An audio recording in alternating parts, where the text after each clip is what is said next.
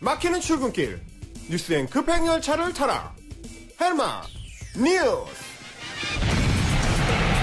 네, 매일 아침에 청취자 여러분의 속을 시원하게 뚫어드리는 시간이죠. 오늘도 헬마 뉴스 함께하겠습니다. 헬마우스 임경빈 작가 나와 계시죠? 안녕하세요. 안녕하세요. 헬마우스입니다. 네, 오늘도 여전히 코로나19 소식을 첫 번째로 가져오셨군요. 예, 어제 31번째 확진자가 나왔는데 지금까지 없었던 그 영남 대구 지역에서 나왔습니다.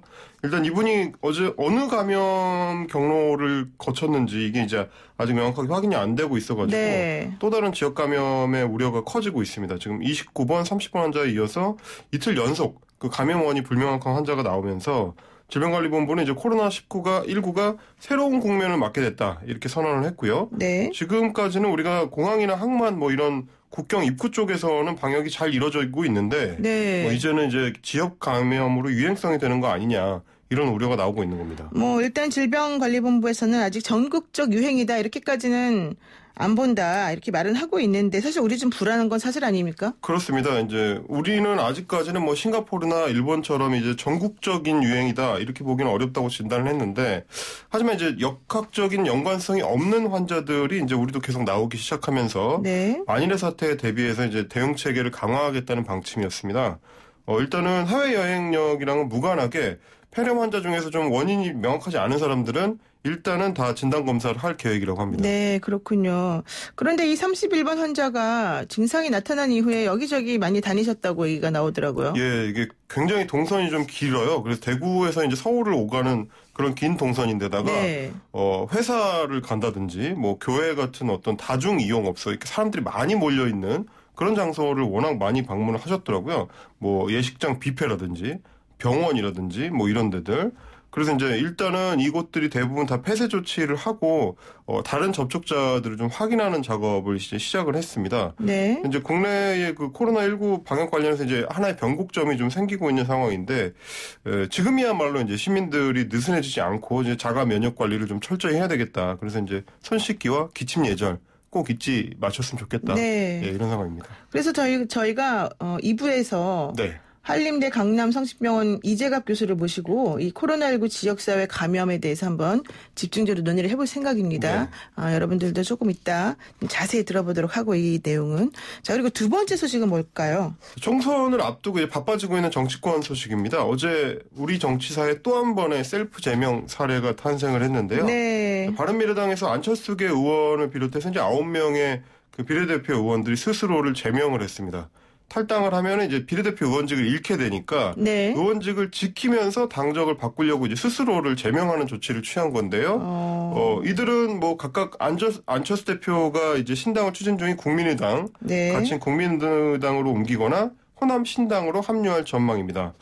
안철수계 의원들은 예전에 이제 국민의당에 원래 있다가 바른정당이랑 합당을 하면서 바른미래당으로 옮겨온 건데 이번에 다시 국민의당으로 이제 돌아가는 셈이 됐습니다. 어떻게 보면 좀 웃지 못할 코미디적인 상황. 네. 그런데 뭐 손학규 대표는 단호하더라고요. 셀프 제명은 안 된다. 불허하고 만약에 이런 식이라면 탈당을 하거나 이래야 된다. 난 제명을 절대 안 시킨다.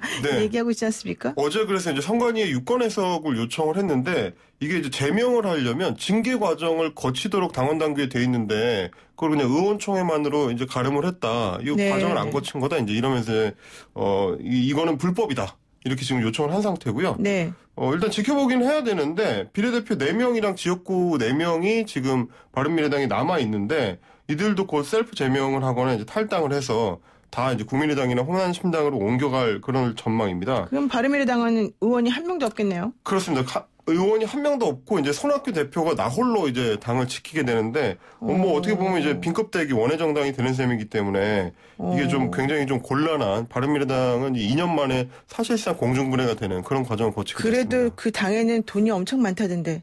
그렇죠. 그 돈은 어떻게 되는 걸까요?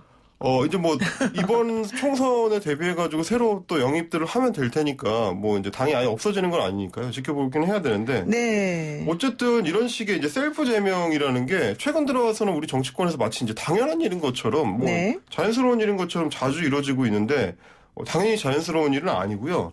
이게 이제 원래 제명이라는 거는 정당에서 당원한테 내릴 수 있는 최고 수위의 징계입니다. 예전에 뭐 중세 시대로 치면 이제 교황이 파면이다. 이런 거랑 사실 똑같은 거라서 어떻게 보면 좀 수치스러운 일이고 정당인으로서는 정치 생명이 사실 끝날 수도 있는 일인데 네. 이게 이제 통합진보당 사태 때 그 진보정의당으로 옮겨가면서 이제 셀프 제명을 처음 했던 이래로 요즘은 너무 자주 일어나는 일인 것 같아가지고. 그러니까요. 우리들 보기에도 조금 그렇죠. 예, 이게 어떻게 보면은 정당 정치를 무력화시키고 의회 정치를 일종의 이제 코미디적인 상황으로 몰고 가는 그런 문제가 되는 것 같습니다. 정치를 좀 대국적으로 하셔야 될 텐데. 네. 자꾸 이제 꼼수로 하시려고 하면 좀 안타깝습니다. 네, 그렇군요. 지금 또 뭐 그런 거 하면은 민주평화당 그리고 대한신당 그리고 바른미래당이 합쳐서 민주통합당을 만들려고 했던 시도가 또 선관위에서 일단 브레이크가 걸렸나 봐요. 그 이름은 못 쓰게 되지 않았어요? 비슷한 이름이 있으니까 이제 쓸 수 없다. 네, 통합민주당이라는 게 있다고 그러더라고요. 네. 그러다 보니까 지금 선관위에서 이번 어떤 총선을 앞두고 특히 이제 정당 명칭으로 태클을 거는 게 너무 많지 않냐 이제 이런 좀 불만 섞인 목소리도 나오고 있습니다. 근데 민주통합당하고 통합민주당 그럼 좀 헷갈릴 수 있는 거는 그렇죠. 맞는 것 같아요. 그러니까 의원들이 생각하는 이름이라는 게 당의 이름이 그렇게 폭이 넓지 않은가 보다 이런 생각을 제가 했습니다. 자, 세 번째 소식은 뭡니까? 자, 엊그제 이제 보수 통합을 이룬다면서 이제 출범식을 가졌던 미래통합당 곧바로 공천 자금이 나오기 시작했습니다. 이 어제 그 총선을 앞두고 제가 이제 공천 갈등이 굉장히 중요한 시험대가 될 거다. 이렇게 얘기를 했었는데 생각보다 시험 기간이 좀 빨리 찾아왔다. 사실 그 얘기는 우리 헬마만 하신 게 아니고 많은 분들이 하셨죠. 이게 중간고사가 코앞이다 보니까 다들 지금 서두르고 있는 것 같은 모양새입니다. 네, 김영호 공관위원장이 이제 어제 이현주 의원에 대해서 부산에 전략공천을 할 수도 있다. 이제 이런 뉘앙스의 발언을 하면서 김무성 의원이 제동을 걸고 나선 모양새입니다. 그렇군요. 뭐 어떻게 지금 제동을 걸었다는 거예요? 김무성 의원의 지역구가 지금 부산의 중구 영도구 지역구인데 지난해에 이제 김무성 의원이 총선 불출마를 선언한 이후에 이제 이현주 의원이 이 지역에 상당히 공을 들이고 있다. 이거는 뭐 널리 알려진 사실이죠. 근데 이제 이 의원 입장에서는 자기가 오랫동안 이제 텃밭을 갈아왔던 그 지역구인데 김무성 의원 입장에서는 근데 이제 갑자기 밖에서 이제 굴러온 돌이 튀어나온 셈이 됐습니다. 그래서 이제 좀 달갑지 않을 수도 있고요. 김무성 의원의 이제 보좌관 출신인 강성훈 예비후보 같은 분들이 이미 지역구 활동을 하고 있기 때문에 그래서 이제 약간 제동을 거는 게 이제 모양새가 됐습니다. 이제 이현주 의원 같은 경우도 곧바로 반박 기자회견을 열어가지고 불출마하시는 분이 뭐 왈가왈부할 문제가 아니다 이렇게 이제 못을 받고 나섰습니다. 김무성 의원 듣기에는 상당히 기분이 안 좋을 수 있을 발언인 것 같아요. 그렇죠. 이제 공천이 이제 그만큼 좀 예민한 문제다라는 건데. 김무성 의원은 어저께 이제 또 하나 좀 주목할 만한 대목이 불출마 약속을 지키고 싶다라고 말을 하면서도 동시에 당이 필요하다면 어떤 험지라도 나가라면 나가겠다.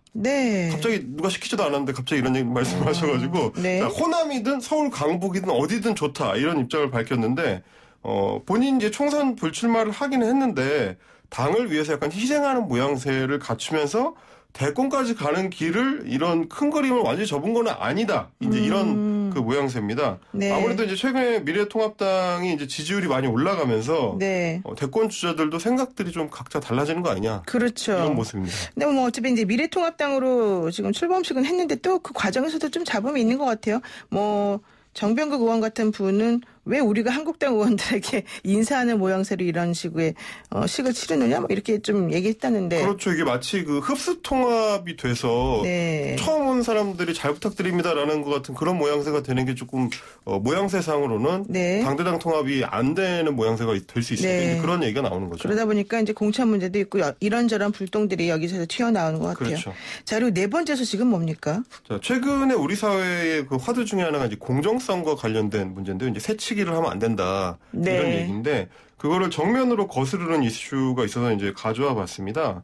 아시아나항공의 이제 한창수 사장, 한창수 사장의 아들 2명이 아시아나항공에 입사한 사실이 알려지면서 내부 반발이 굉장히 거세게 나오고 있습니다. 그 직장인 익명 게시판 앱이죠. 이제 블라인드에 올라온 글이 화제가 됐는데 한 사장의 첫째 아들이 지난주에 아시아나항공 운항 부분에 직원으로 입사를 했다는 겁니다. 근데 이미 이제 둘째 아들이 2017년부터 입사해서 일을 하고 있어서 현직 사장의 아들 둘이 모두 아시아나에 들어온 그런 지금 모양새가 됐고요. 지금 아시아나가 이제 현대산업개발로 인수되는 막바지 작업이 진행 중인데 결국에는 한 사장이 자기 임기 끝나기 전에 아들 둘을 다 이 회사에 채용시키려고 서둘러서 해친 거 아니냐. 이런 비판이 내부에서 나오는 겁니다. 그런데 이제 뭐 반드시 사장 아들이라고 해서 무조건 못 들어가는 거는 좀 공평하지 않은 것 같지만 이 첫째 아들, 둘째 아들이 모두 제대로 된 그 입사 절차를 거쳤다는 거예요? 아니면 아니라는 거예요? 일단 아시아나항공의 공식 입장은 문제 없다. 정식 과정을 거친 입사다라는 거고요. 아, 네. 예, 둘째 아들 같은 경우는 이제 사장이 되기 전에 이제 2017년에 입사했다. 그러니까 그 아버지가 그렇죠.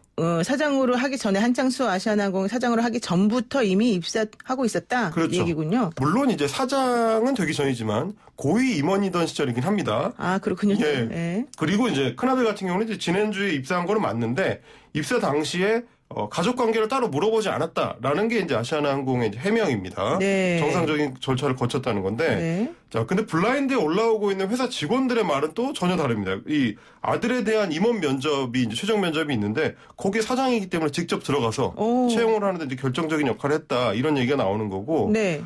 게다가 이제 아버지가 사장인 회사에 지원을 했는데 그걸 인사팀이 몰랐겠느냐 이런 비판도 나오고 있고. 이거를 뭐 우리 일반 직원들도 다 아는데 아무런 특혜가 없었다라고 하는 거는 눈 가리고 아웅이다. 이런 비판들도 계속 이어지고 있습니다. 사실 일반 직원들 입장에서는 그렇게 생각할 수밖에 없을 것 같은데 더군다나 아시아나항공이 효자 뭐 기업으로 일은 했지만 직원들한테 돌아간 혜택은 별로 없었던 상황에서 이런 일이 벌어지니까 더 기분이 안 좋을 것 같아요. 예, 그렇지 않아도 지금 이제 아시아나항공 같은 경우는 자금 사정이 굉장히 압박을 받고 있어서 네. 현대산업개발에 이제 회사가 팔려나가는 상황이고요. 최근에는 이제 코로나19 사태 등으로 인해서 이제 계속 실적이 악화되는 와중에 있습니다. 작년에도 이제 적자 전환이 된 상황이고, 올해도 계속 이제 실적이 악화될 걸로 예상이 되고 있는 상황이라서, 네. 그 다른 직원들 입장에서는 우리 살기도 지금 힘든데 사장이 혹시 자기 그 가족들 챙기는 거 아니냐? 네. 이게 이제 정상적인 입사 절차를 우회해가지고 어떤 특혜를 준 거 아니냐? 이제 이런 의문을 좀 가질 수밖에 없는 상황이고, 소위 이제 아빠 찬스라고 하죠. 이제 네. 우리 사회에서 이 문제에 굉장히 예민한 그런 상황이기 때문에 자칫하면 회사의 어떤 위신을 깎아먹을 수 있는 그런 부분에 대해서 이제 책임 있는 자리에 있는 사람이라면 고민을 해봐야 될 것 같습니다. 그리고 뭐 임기 중에 아들 결혼시키려고 결혼식 날짜까지 좀 빨리 또 땡겼다 뭐 이런 얘기도 나오니까. 예, 이런 비판들도 지금 내부에서 나오고 있습니다. 좀 공정한 사회가 됐으면 좋겠다 이런 바람을 해봅니다. 오늘 여기까지 하겠습니다. 고맙습니다. 감사합니다. 네, 지금까지 헬마우스 임경빈 작가였습니다.